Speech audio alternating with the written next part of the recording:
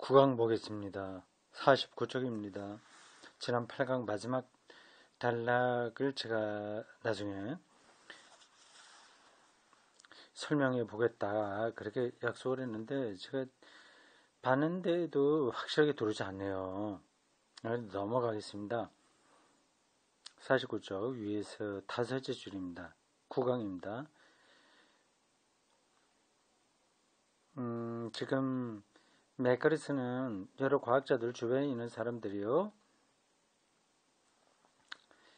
이제 그들의 어떤 입장들을 염두에 두고 설명하고 있습니다. 핵심적으로 이 맥가리스가 하려고 하는 얘기는 이 과학, 이 신학, 뭐 종교 이거하고 완전 어긋나는 거 아니다. 과학을 한다고 해서 신을 부정하는 거 아니다. 이게 같이 갈 수 있다. 그 얘기입니다. 근데 많은 수의 과학자들은 그건 안 된다. 그거 하고 있으니까 그런 소리를 하는 거니까 그걸 지금 비판하고 있습니다. 자기 비판을 위해서 몇몇 학자들을 얘기를 하고 있는데 끌어들이는데 굴두가 자기 편이고요. 또 메리 미즐리라고 하는 사람도 같은 입장인 것 같습니다. 그 이야기가 지금 나와요. 영국의 베테랑 철학자군요. 메리 메질리는 일부 과학자들이 일부 대중적 저작들에서 그것도 종종 마지막 장에서 온갖 유사 과학적 추측을 늘어놓는 경향을 사납게 비판한다. 유사 과학적 추측이라고 했습니다. 실제 과학은 아니고 사입이라는 거죠. 그러니까 과학이 할 수 없는 것까지 추측해버리는 거니까 유사 과학적 추측이라고 표현했습니다. 그 책들은 어떤 지점까지는 대체로 과학적 질문들을 신중하게 다루고 신뢰할 만한 증거에 의거해 주장을 펼친다. 그런데 마지막 장에 이르면 모든 것이 달라진다. 미즐리는 그런 책들의 마지막 장에 등장하여 삶의 의미와 기타 거대한 질문들을 권위 있게 괄호 열고 그리고 종종 허세가 섞여 있다는 말도 덧붙여야겠는데 권위 있게 다루는 예언자적이고 형이상학적인 놀라운 대목들을 조롱한다. 그 책 구체적으로 어떤 건지 각주를 일단 볼까요? 뭐 각주에 그게 나오겠습니까? 그건 아닐 것 같은데 각주 7번 미즐리 책만 인용하는군요. Evolution as a Religion, 한 종교로서의 진화, Strange Hopes and Strange Fears, 이상한 희망과 이상한 두려움. 그 유사과학을 하는 사람들에 대한 비판을 그 책에서 하는 것 같습니다. 미즐리는 리처드 도킨스에게 특히 비판적이다. 맥가리스도 이 도킨스에게 비판적입니다. 도킨스가 과학이 넘지 말아야 될 선까지 넘어서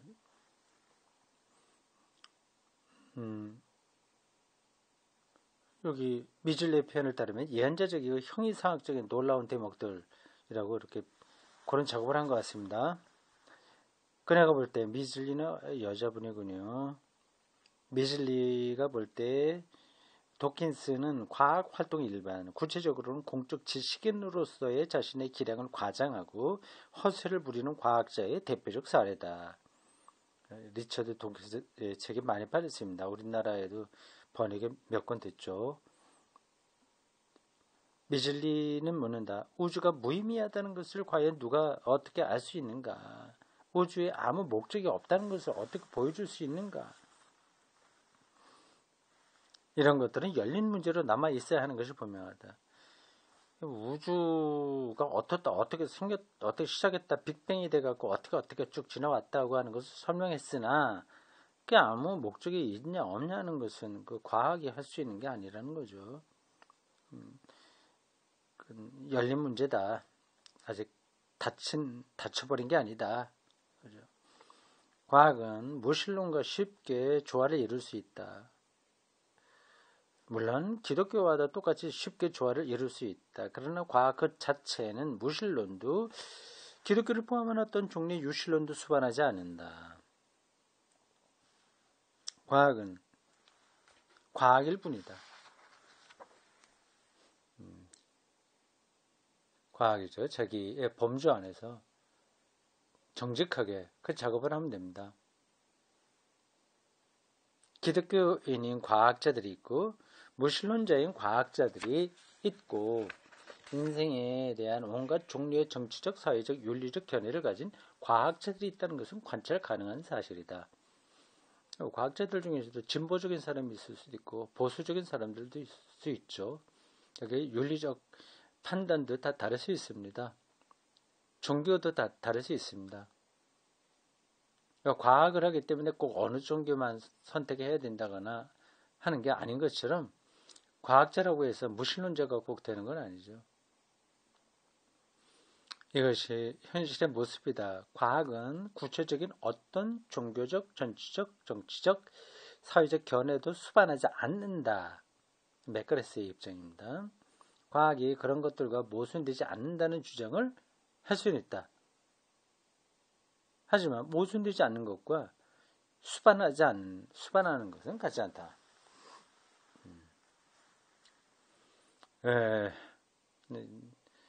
일관된 주장이었습니다. 여기 어떤 소점이었나 다시 확인하겠습니다.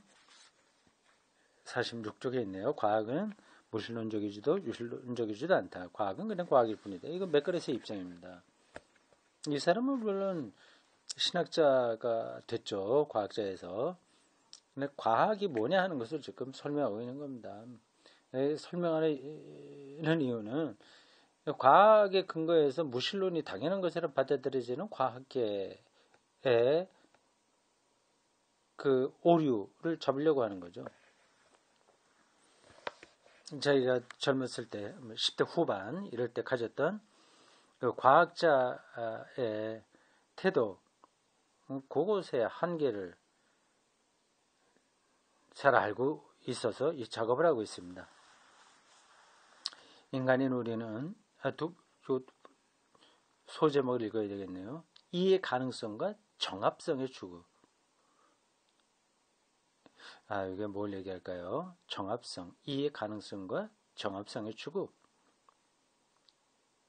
인간인 우리는 삶의 여러 차원들을 정합적이고 만족스러운 전체로 통합하려고 시도한다. 정합. 영어로 뭐라고 할까요? 정합이라. 잘 들어 맞는다는 거 아니겠습니까? 합리적이다라는 것보다 또 정확성이 있다는 게 포함된 정확하고 합리적이다. 그런 뜻으로 정합적이라는 단어를 쓴 것 같습니다. 그렇게 생각하고 살려고 하죠. 정합성이 없으면 불안하죠.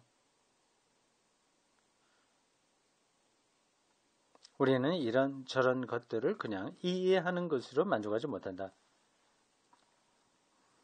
그것들을 더 큰 전체 안에 넣어 그 일부로 보고 싶어 한다. 우리는 우리의 정신 세계를 일련의 단절되고 정합성 없는 생각들과 가치들로 여기지 않고 여러 가닥의 실처럼 하나의 패턴으로 엮어내려고 시도한다.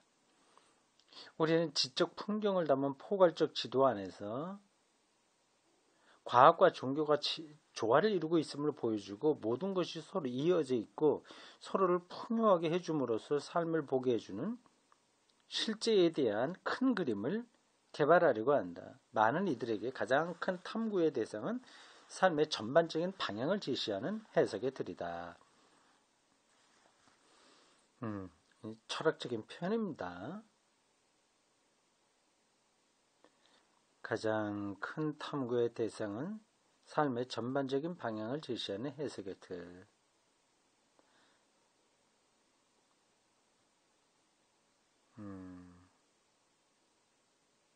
내가 왜 살아야 되냐? 삶의 목적이 뭐냐?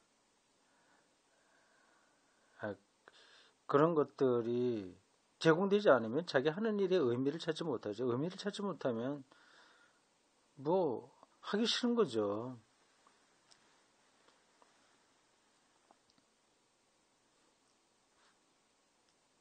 예술을 하는 사람들은 그 예술을 통해서 어떻게 삶의 방향을 잡겠죠.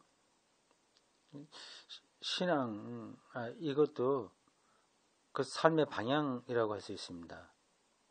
그러니까 단순히 이해하는 것만 갖고는 사람이 살지 못한다. 그죠? 살지 못하는 건 아니죠. 살죠. 그러나 어떤 생명 충만감 그런 것들은 놓치게 되죠. 수학 공부, 계산, 컴퓨터처럼 잘한다고 하면 그 그것만 갖고 행복하겠습니까? 그건 기계죠. 이해 가능성은 기계가 하는 지적인 일들입니다. 근데 그게 내 삶에 정확하게 합리적으로 맞아 떨어지는 거, 이건 이제 정합성이라고 할 수 있습니다.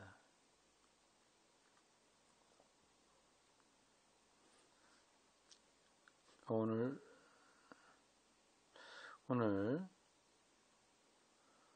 수요 공부 하고 왔습니다.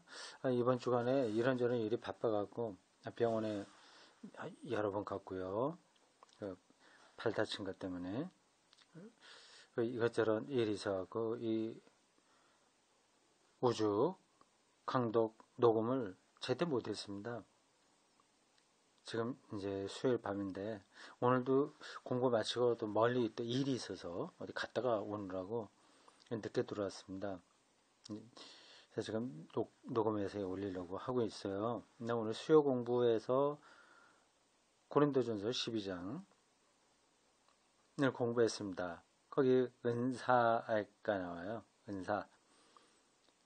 여러 가지 은사들, 고린도 교회에 있었던 그런 논쟁들 두루두루 이렇게 쭉 봤습니다. 그러니까 하나님의 은사를 받고 자기의 삶을 이해하면 그런 게 이제 정합성이라고 하는 거죠. 내가 받을 이 은사가 뭐냐. 이게 뭐 어떻게 보면 소명이라고도 할 수 있고요. 그럴 때 이제 내 모든 삶 그런 것들이 의미로 가득 차게 되는 겁니다. 탐구의 대상은 삶의 전반적인 방향을 제시하는 해석의 틀이다. 핵심은 이야기, 그림, 지도다. 지금 문학적인 표현이죠. 이야기, 그림, 지도. 어떤 상이 있다는 거죠. 상. 머릿속에 상. 그러니까 하나님이라고 하는 개념이 있는 거 비슷합니다. 그게 정합성을 주는 거죠. 우리는 그냥 지적인 생각을 하는 기계가 아니에요.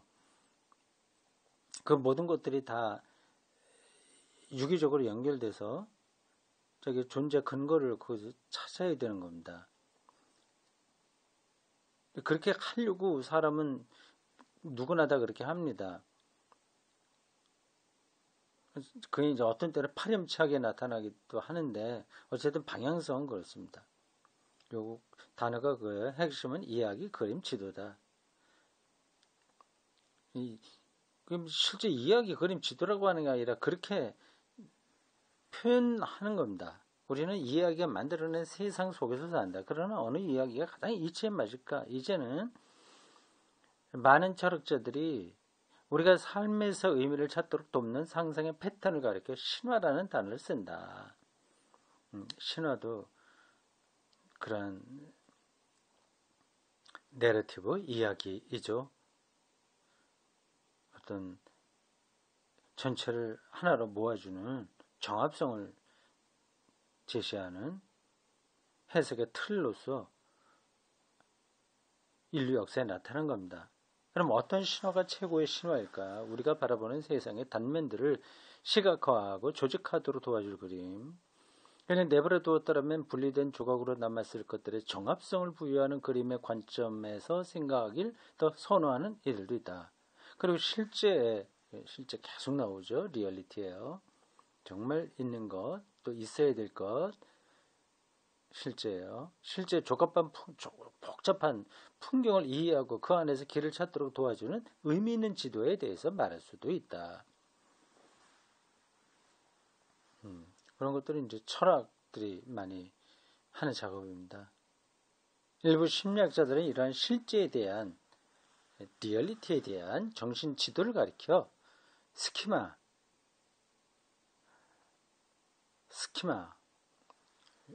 쉐마, 어떤 도식의 도식, 쉐마, 보통 주객도식이라고 하는 개념이 있습니다. 주베액트, 오브젝트, 쉐마라고 해서 독일어인가? 서브젝트를 영어로 하려면 독일어로 그 책에 나온 단어가 익혀져서 독일어로 합니다. 주베액트, 오브젝트, 영어로 서브젝트, 오브젝트 똑같은 거예요. 쉐마, 주객 도식이라고 하는 겁니다. 근데 거기 나오는 단어 쉐마 똑같네요. 스키마로 발음할 수도 있습니다. 도식이요. 패러다임하고도 조금 비슷한 그런 개념입니다. 스키마라는 용어를 사용하는데 이 지도는 세계의 어떤 측면들을 표현할 틀이죠. 패러다임이 사유의 틀이잖아요. 비슷한 겁니다. 틀과 그것에 대한 정보를 조직하는 체계를 제공한다. 복수형으로서 스키마타는 종종 서사를 통해 제시되고 인정을 받는다. 아직 굉장히 심리학적이고 철학적인 또 문학적인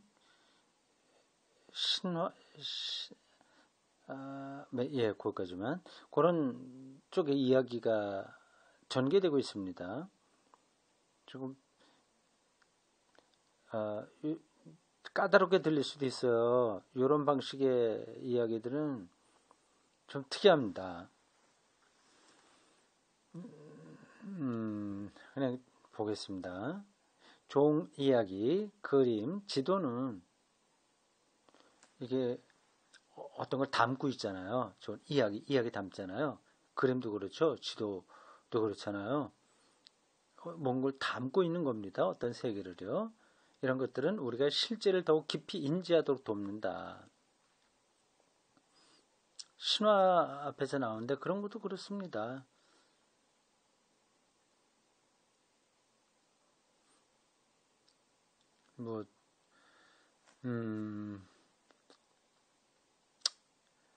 있죠. 지금 신화 이야기 벌써 다 많이 잊어버렸네. 제가 정말 나이가 들어서 그리고 그런 것들은 계속 저희가 책도 그런 쪽으로 읽고 강의도 하고 글도 쓰고 해야지 안 잊어버리는데 이제 점점 나이가 드니까 여러 방향의 것들은 다 조금씩 소실되고요. 기억들이 소실되고 내가 하는 것으로 좁혀집니다. 성경 이야기 점점 그렇게 돼. 신학책도 제가 요즘 많이 읽지 않아요. 강의도 나가지 않습니다. 그래서 읽어봐야 주석 그리고 시 등등 그런 정도고 주로 성경 그리고 신학책도 지금 강도 가기 위해서 이런 몇 권 이런 정도라서 다양한 이 인문학에 나오는 여러 가지 용어나 그런 것들이 탁탁 떠오르지 않아요. 좋은 이야기, 그림, 지도는 우리가 실제를 더욱 깊이 인지하도록 돕는다. 그렇죠. 반면 부적절한 이야기와 그림과 지도는 우리를 쪼그라뜨리게 하고 빈곤한 사고방식 안에 가둬둔다. 그것들을 잘못 이해하면 우리가 파악하는 실제도 빈약해지고 그렇죠. 초라해지지만 올바로 이해하면 우리가 경험하는 실제도 빛나고 풍요로워진다. 예, 그렇습니다. 메카레스는 당연히 성경, 그 세계 그것이 정말 좋은 그림, 좋은 이야기, 좋은 지도다. 그래 보는 거 아니겠습니까? 이제 그런 것들을 통해서 우리는 현재 이 삶에서 실제를 빛나게 볼 수 있다고 하는 거죠. 맞습니다. 우리는 앞서 특정한 거대 서사들이 한동안 우리 문화의 상상력을 사로잡았으나 이제는 그 매력과 신빙성을 잃은 것을 보았다. 특정 거대 서사 이게 어떤 걸까요? 앞에서 나왔던 것 같은데 마르크시즘 이런 거 얘기하는 것 같은가? 다시 보겠습니다. 환원주의적 유물론적 세계관이, 그걸 얘기하네요. 환원주의적 유물론적 세계관이 서양 문화의 이전 시기, 특히 르네상스 시대에 있었던 또 풍요롭고 전체론적인 접근법을 밀어내고 그 자리를 차지했다. 잘못됐다는 뜻으로 쓰겠죠. 자연을 복잡하고 상호 연결된 살아있는 유기체로 보았던 르네상스의 자연관이 기계론적 자연 모델로 대체되었다. 그렇죠. 좀 부분적인 것으로 떨어지게 됐어요. 전체 유기체적인 관점이 약화됐습니다. 동양은 여전히 전체를 전체적으로 보는 거죠. 지배적인 거대 서사의 관점에서 보면 자연은 이때부터 인과 법칙의 지배를 받는 물질과 힘의 비인격적 질서로 해석된다. 이런 것들을 비판하고 있는 겁니다.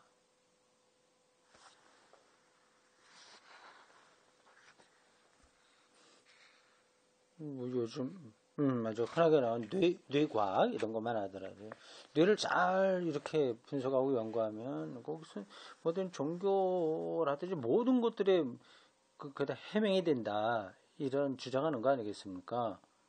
그러니까 뇌만 따로 볼 수 없는 건데 몸 전체와 연관되어 있는 건데 결국 파편화되는 거죠 인간이.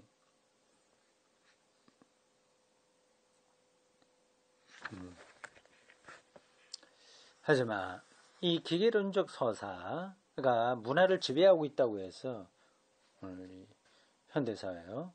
그것이 지적으로 정확한 개념, 실존적으로 적합한 것이 되지는 않는다. 기계론적 서사, 이 이야기예요. 이야기, 그림, 지도 이게 중요하다고 그랬지 않습니까? 그걸 찾는다고 그랬잖아요, 사람이요. 이런 기계론적 서사도 뭘 찾는 겁니다, 인간이요. 찾아서 그렇게 나온 거예요. 근데 그게 바람직하지 않을 수도 있는 겁니다. 기계론적인 서사는 지배적인 위치에 올라섰지만 언젠가는 밀려나 사라질 것이다.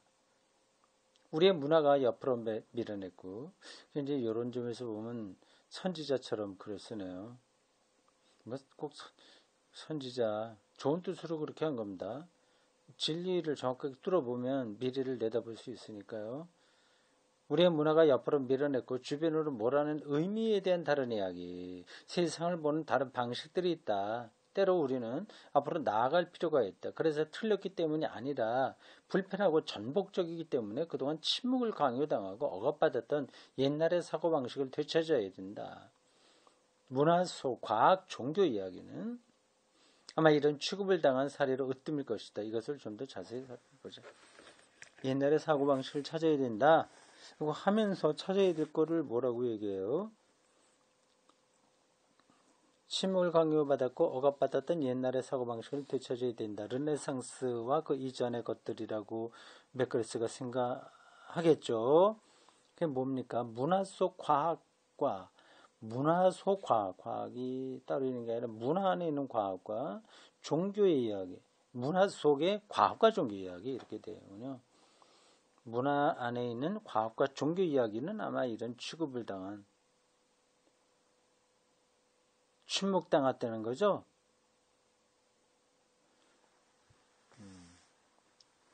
어떤 사례로 당한 사례 어떤 것인지 이것을 좀 더 자세히 살펴보자.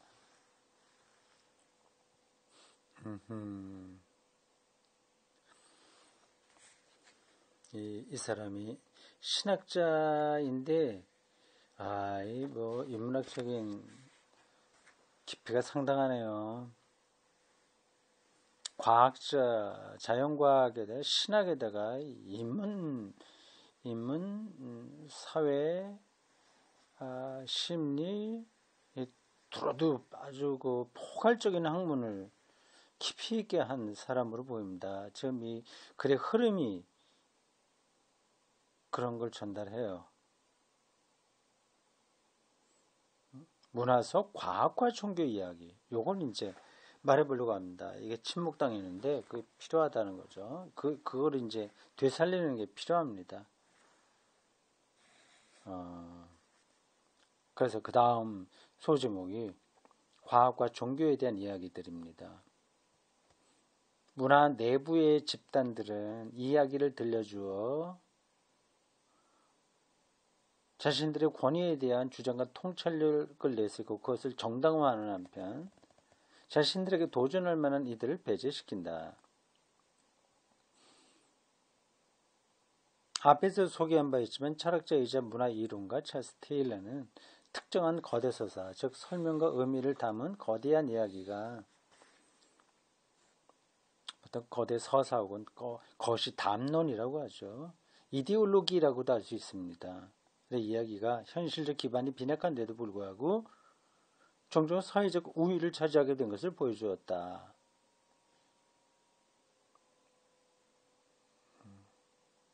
이런 지배적 서사들의 이의를 제기하거나 그것들을 거부하는 것은 비합리적인 일로 여겨진다. 하지만 그것에 이의를 제기할 만큼 지혜로운 이들은 나중에 예언자들로 선포된다. 현재의 한계를 꿰뚫어보고 미래의 가능성을 내다본 지혜로운 사람들이라는 뜻이다. 바로 앞에서 내가 이 사람이 글을 선지처럼 쓴다고 했는데 바로 그 단어가 나오네요. 예언자. 자기의 그러한 시선으로 오늘의 세계를 보고 있습니다. 이 글에서 그게 느껴지네요. 현재의 한계를 꿰뚫어보고 미래의 가능성을 내다본 지혜로운 사람들이 바로 선지자, 예언자다. 자기가 이제 그런 일을 한다. 직접적으로 그렇게 표현한 건 아니지만 그런 자세라는 건 분명합니다. 근데 지금 현대 21세기 그 컴퓨터 그리고 모바일 AI 인공지능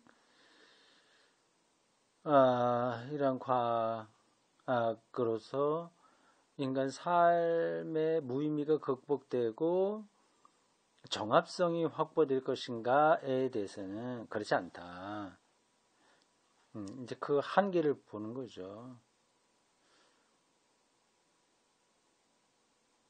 그래서 이런 질문은 가능해요. 뭐 한계 보고 말고 과학이 완벽하게 객관적인 실체를 풀어내고 있지 않냐? 그럼 거기서 무슨 의미 충만이고 뭐 그런 거 의미가 뭐 찾아볼 필요가 있냐?